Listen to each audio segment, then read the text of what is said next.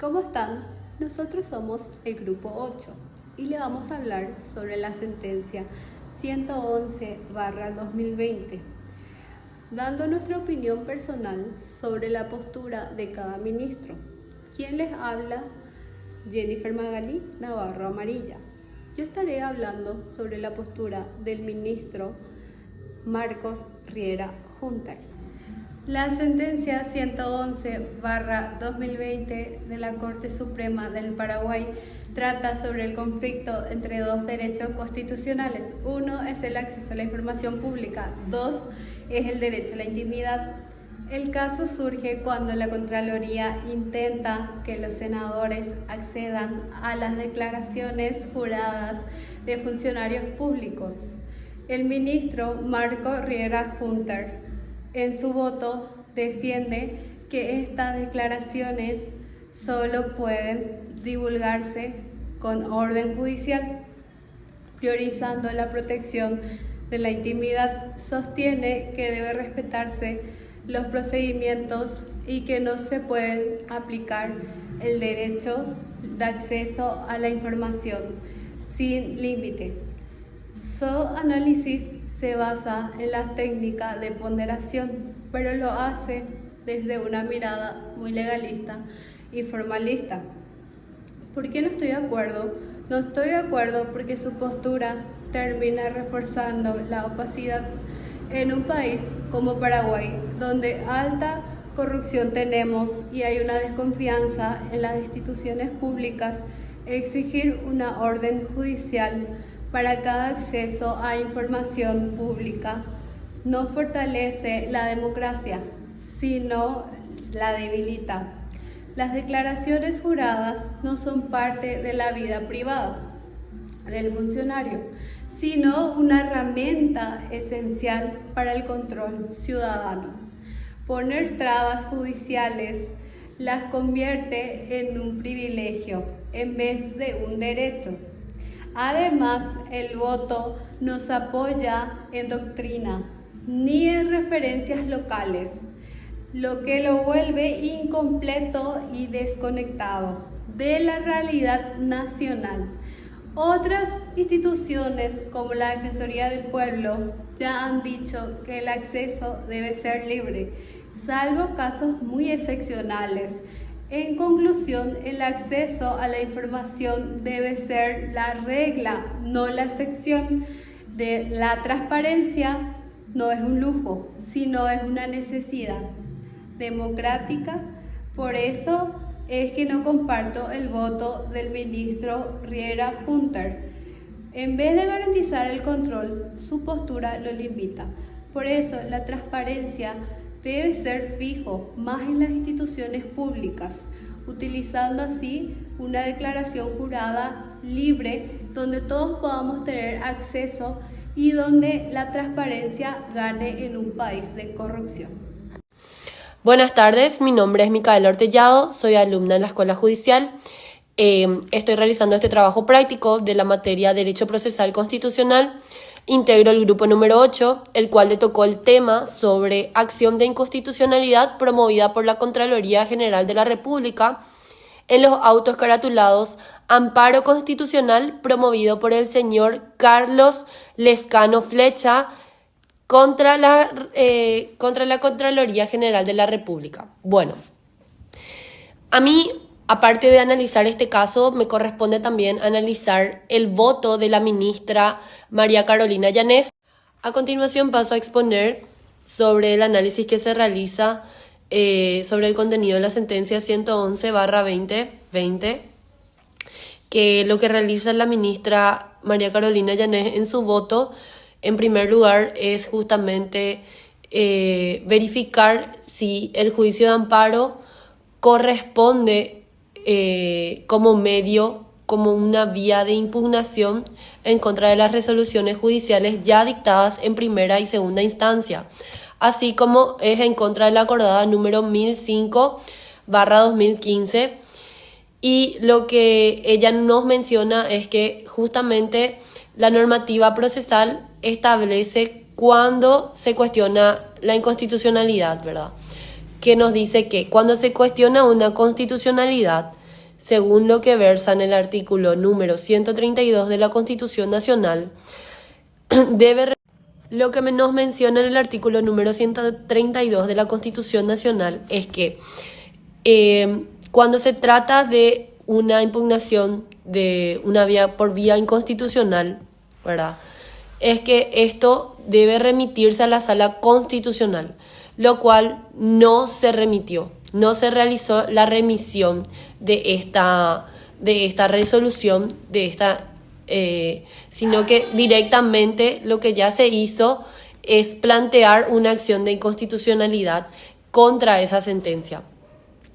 Y la Constitución Nacional, en su artículo 132, lo que nos dice exactamente es: la Corte Suprema de Justicia tiene facultad para declarar la inconstitucionalidad de las normas jurídicas y de las resoluciones judiciales en la forma y los alcances establecidos en esta Constitución y en la ley. Entonces, se realiza esta inconstitucionalidad. Entonces, lo que nos menciona en el artículo 132 es que sí se puede realizar una inconstitucionalidad por resoluciones y sentencias judiciales, pero bajo ciertas condiciones. Y por otro lado, el artículo número 134 de la Constitución Nacional establece que las sentencias recaídas del amparo no causan estado, sino que significa que ello puede ser revisables. Entonces, aquí existen varias arbitrariedades en las decisiones impugnadas, por lo que se posibilita y se admite la posibilidad de revisar las dichas resoluciones, y en el artículo 556 del Código Procesal Civil permite la acción de inconstitucionalidad contra resoluciones judiciales que por sí mismas resulten contrarias a la Constitución. Entonces, lo que cuestiona la ministra en su voto justamente es que no se puede utilizar el amparo para realizar debidas impugnaciones para el hecho del caso que ocurrió justamente, que es utilizar la vía de amparo para acceder a las declaraciones juradas hechas por los funcionarios públicos de sus bienes. No se puede utilizar el amparo como vía debido a que existe una reglamentación para ello, es el acceso a la información pública, que justamente se encuentra sujeto a autorización de los propios declarantes y también de lo que opina o lo que menciona la Contraloría General de la República. Entonces, por ello es que la ministra y también yo que estoy de acuerdo, corresponde justamente rechazar la inconstitucionalidad, la acción de inconstitucionalidad promovida contra las resoluciones judiciales y la acordada número 1005/2015 por no haber cumplido con el procedimiento previsto y por haber realizado el uso indebido de la acción de amparo como vía de impugnación. Me corresponde analizar el voto del ministro Alberto Martínez Simón en el marco de la acción de inconstitucionalidad promovida por la Contraloría, cartulado Amparo Constitucional Juan Carlos Lescano Flecha contra la Contraloría General de la República. El presente dilema sale entre el pleito de parte de la Contraloría General de la República y el señor Juan Carlos Lescano Flecha, quien inició un amparo a fin de obtener información sobre la declaración de bienes y rentas de una serie de funcionarios públicos, y en contrapartida, la Contraloría inicia una acción de inconstitucionalidad contra la resolución de amparo y manifiesta una oposición a la entrega de documentos con protección constitucional sin la intervención de órganos judiciales, que deben promoverla en determinados casos, como figura en la Ley 5033 de 2013. La postura del señor ministro Alberto Martínez Simón es clarísima. Su criterio menciona los datos obrantes en la Contraloría General de la República como declaraciones juradas de funcionarios públicos de carácter patrimonial. Sí constituyen información pública, asentada en una fuente pública, y está expresamente exceptuada como información que no debe ser dada a conocer al público. Y menciona el artículo 5 en su inciso C del año 1969, debiendo ser accesible a toda persona que lo solicite. El señor ministro manifiesta las leyes 5282 de 2014, que regula el acceso a la información pública y contempla excepciones por razones de seguridad o privacidad. También la ley 5033 de 2013, que establece el carácter reservado de las declaraciones juradas y exige automatización judicial para su acceso. Y por último, el artículo 5 de la ley 1969. Desde mi punto de vista, el voto podría haber hecho una mayor referencia entre las diferencias de la información pública y también de la información de carácter privado. Que en la información pública van vinculados con los ingresos que también son de carácter público, porque cada contribuyente, cada ciudadano, usuario de los servicios de las instituciones del Estado, debe tener acceso a esa información para controlar el destino de sus contribuciones. Por lo tanto, mi postura, estoy totalmente de acuerdo con el voto del señor ministro Alberto Martínez Simón, haciendo alusión a las leyes constitucionales y administrativas que garanticen la transparencia de todo punto de vista, ya sea con el manejo de la cosa pública, y que para los que manejan los recursos del Estado rindan cuentas, sean controladas y se acentúe el control, promoviendo la transparencia de todos los organismos del Estado. Quiero concluir que el voto del señor ministro Martínez Simón demuestra una imparcialidad total en cuanto a la administración de la justicia, invocando derechos ya consagrados, adquiridos en el Pacto de San José de Costa Rica, que son de carácter internacional, y también de carácter nacional, mencionando leyes constitucionales y otras leyes, resolviendo que las declaraciones juradas de los funcionarios públicos de carácter patrimonial sí constituyen información pública y está expresamente exceptuada como información que puede ser dada al público.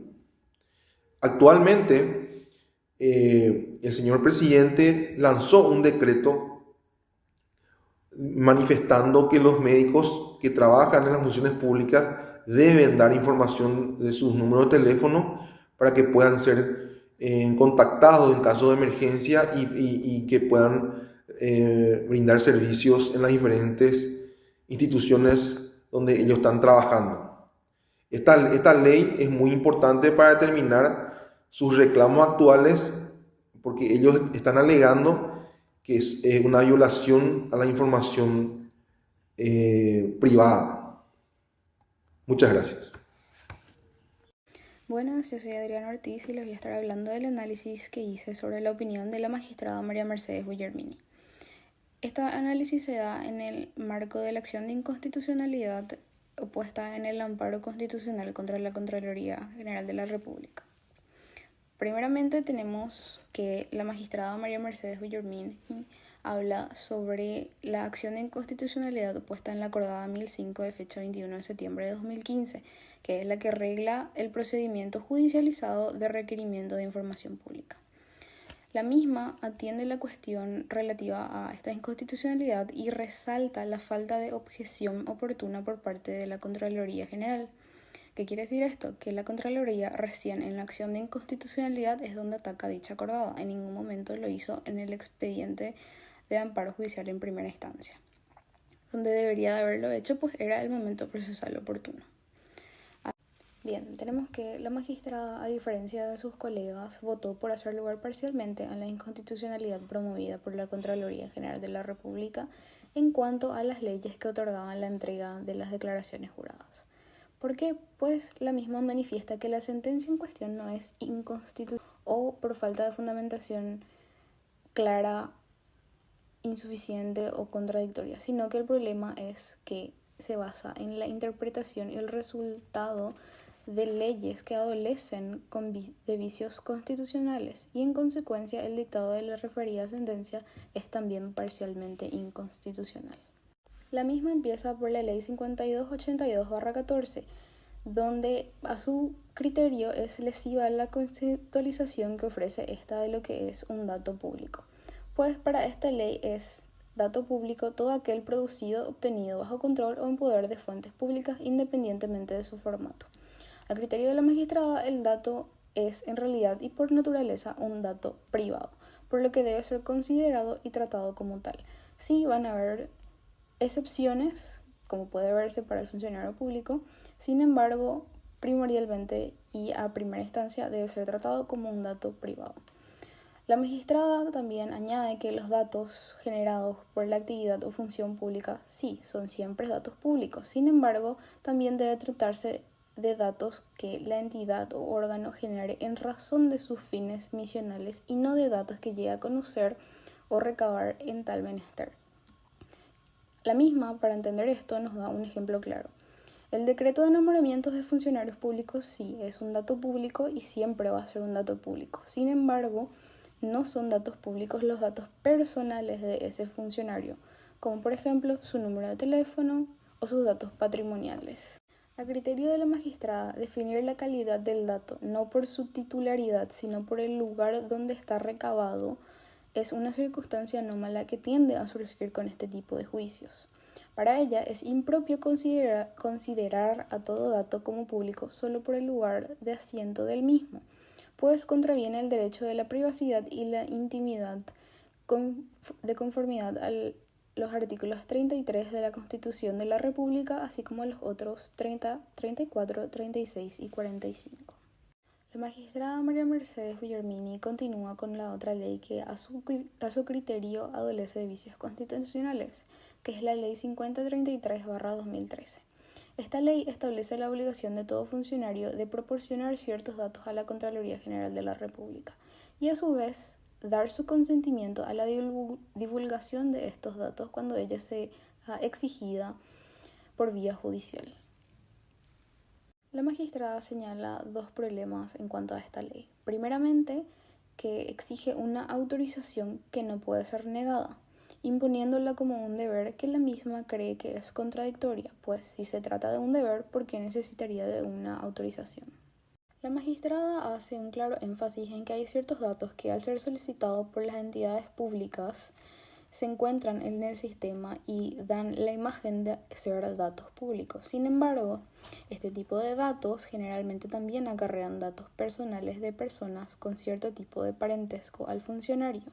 En este caso estoy de acuerdo con la opinión de la magistrada María Mercedes Guillermini, pues es sabido que el funcionario público y el Estado tienen la obligación de buscar la mejor transparencia posible en cuanto a los datos públicos recabados por los mismos. Sin embargo, no podemos arriesgarnos a exponer a los terceros que, por más de que tengan algún tipo de parentesco con el funcionario público, no son de tal carácter.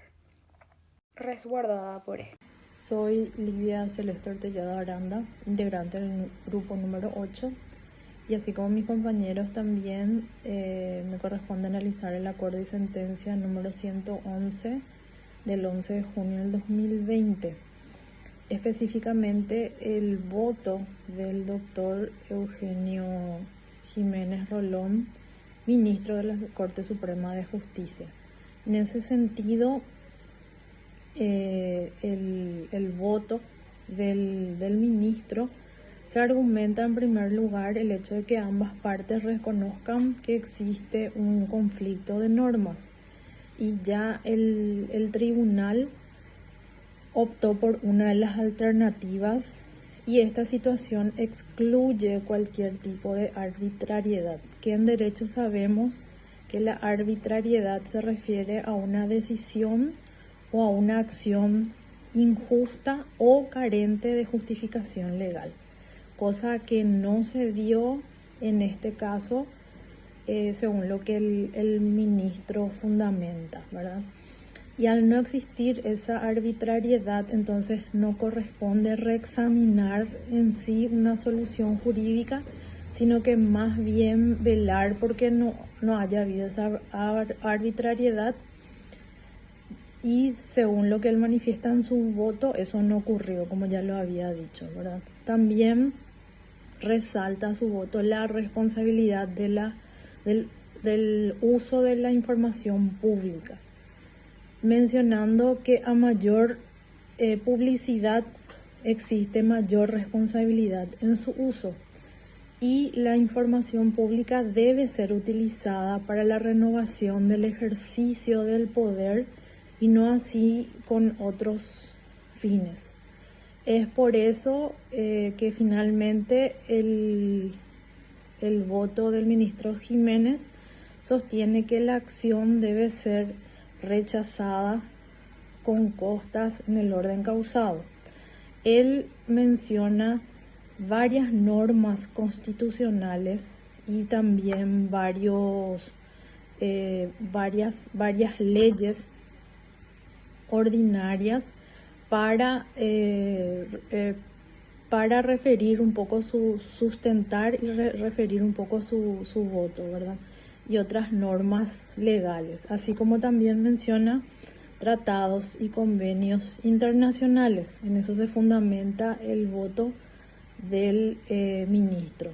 A mi opinión, yo estoy de acuerdo con el voto del ministro, ¿verdad?